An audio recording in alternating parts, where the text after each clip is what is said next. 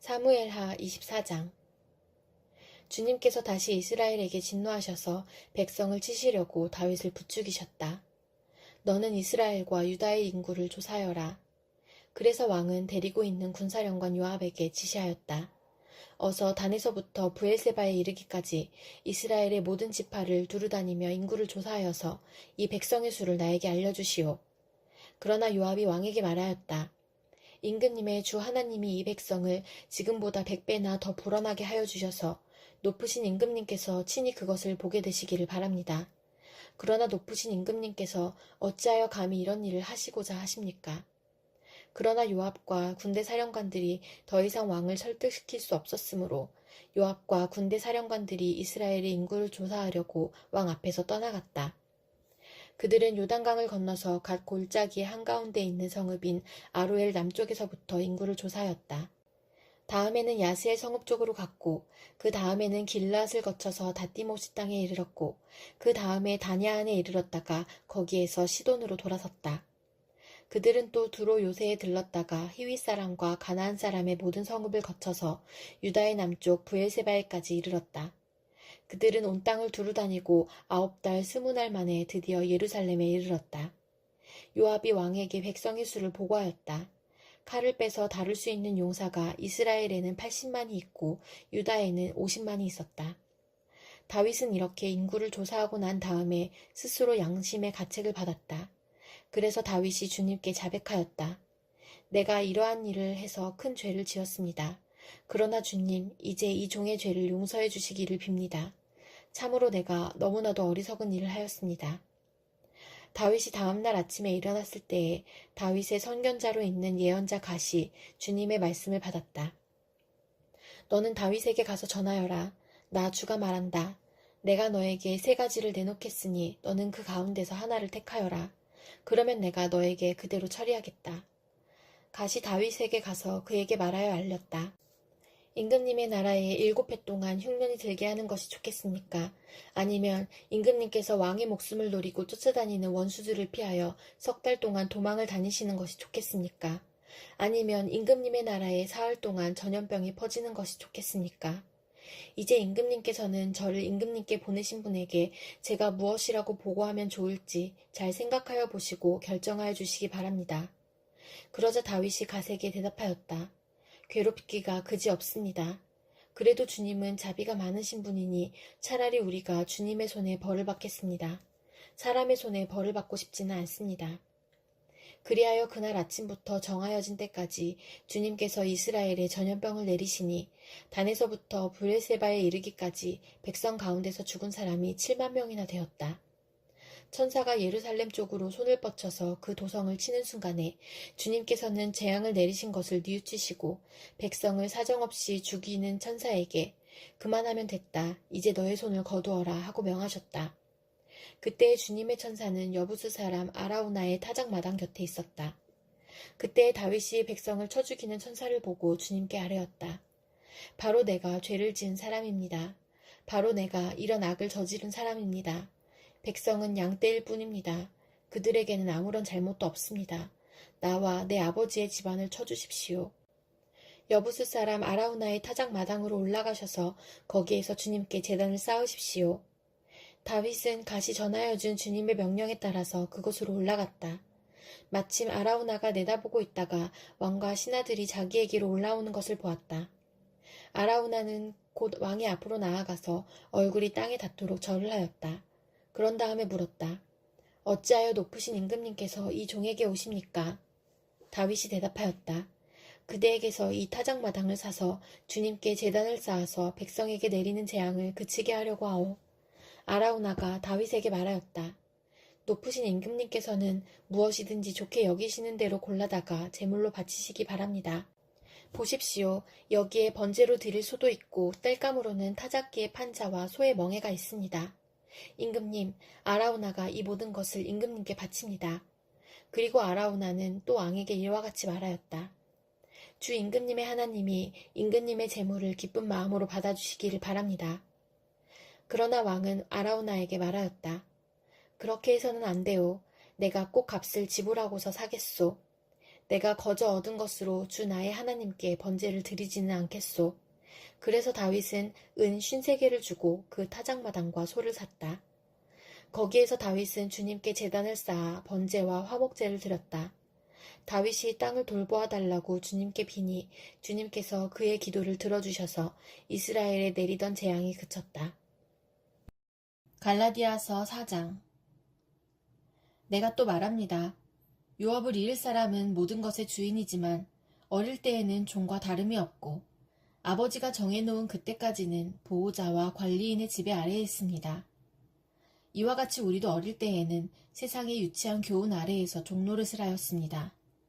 그러나 기한이 찼을 때에 하나님께서는 자기 아들을 보내셔서 여자에게서 나게 하시고 또한 율법 아래에 놓이게 하셨습니다.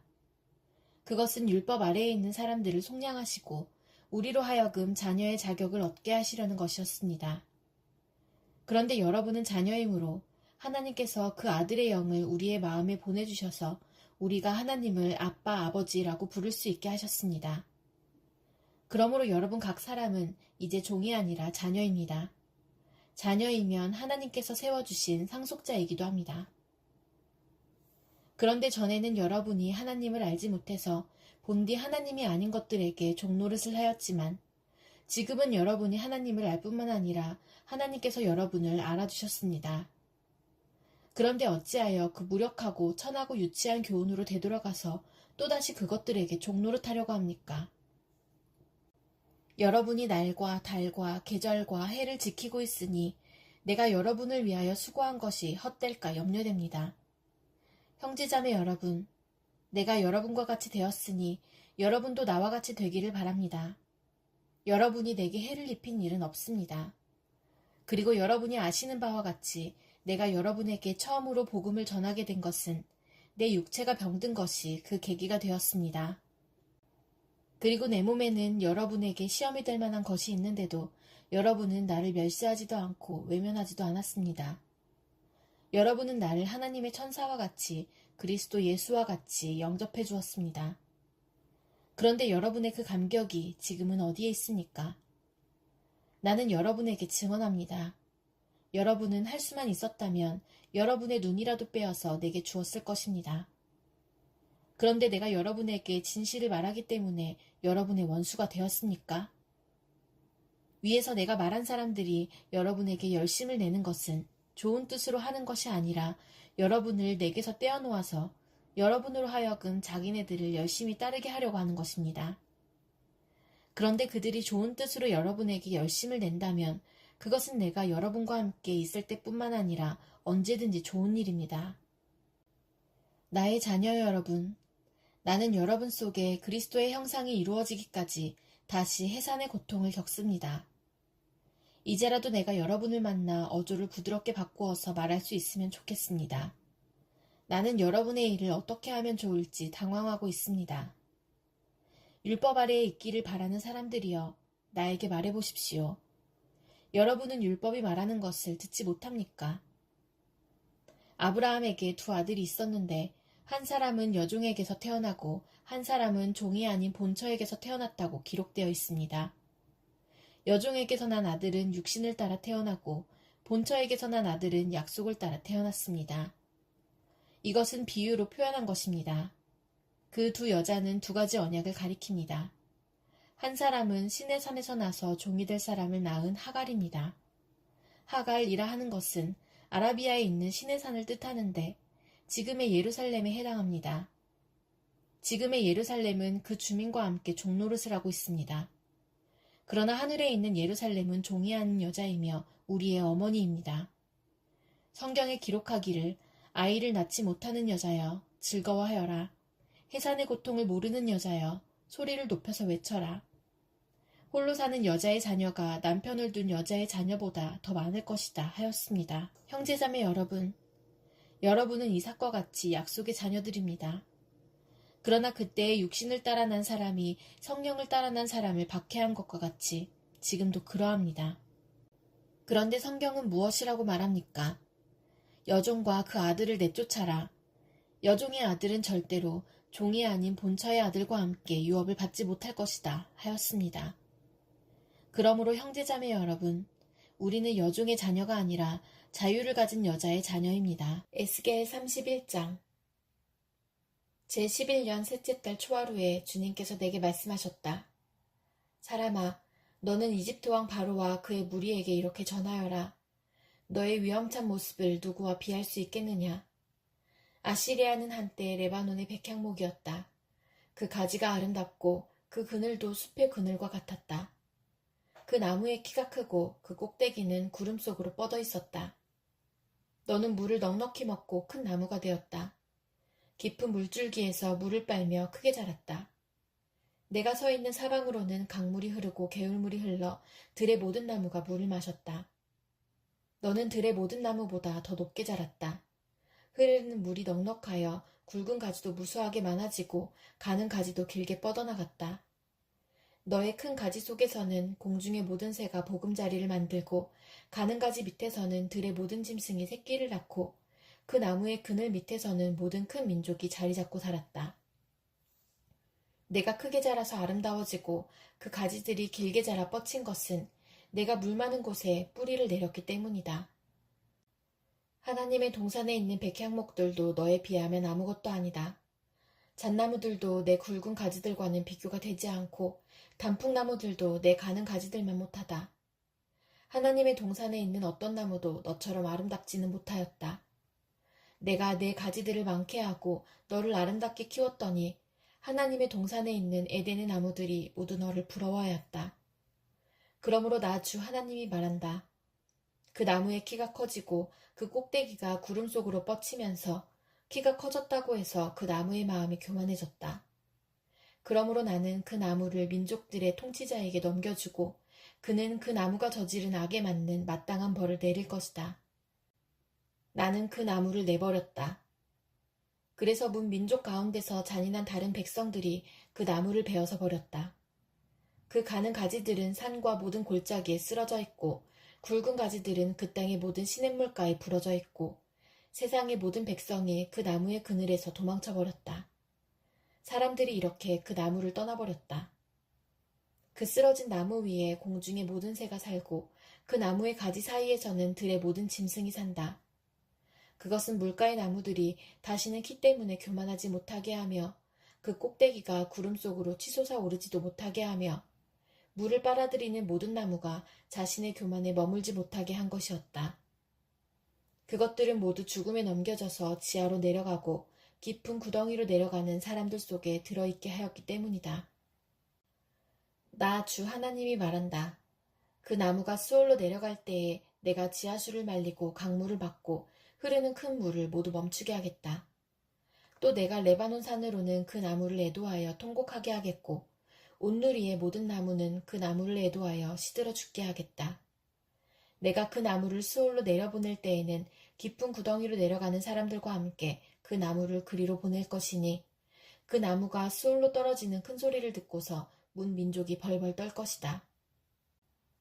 이미 스올에 가 있는 에덴의 모든 나무와 물을 흠뻑 먹으며 자란 레바논 산의 가장 좋은 나무들이 그 나무가 이렇게 심판을 받는 것을 보고는 스올에서 큰 위로를 받을 것이다. 나무들도 그 나무와 함께 스올로 내려가서 이미 거기에 먼저 와 있던 나무들, 곧 칼에 찔려서 살해된 자들, 살아생전에 그 나무의 그늘 밑에서 살다가 스올로 들어온 자들에게로 갈 것이다.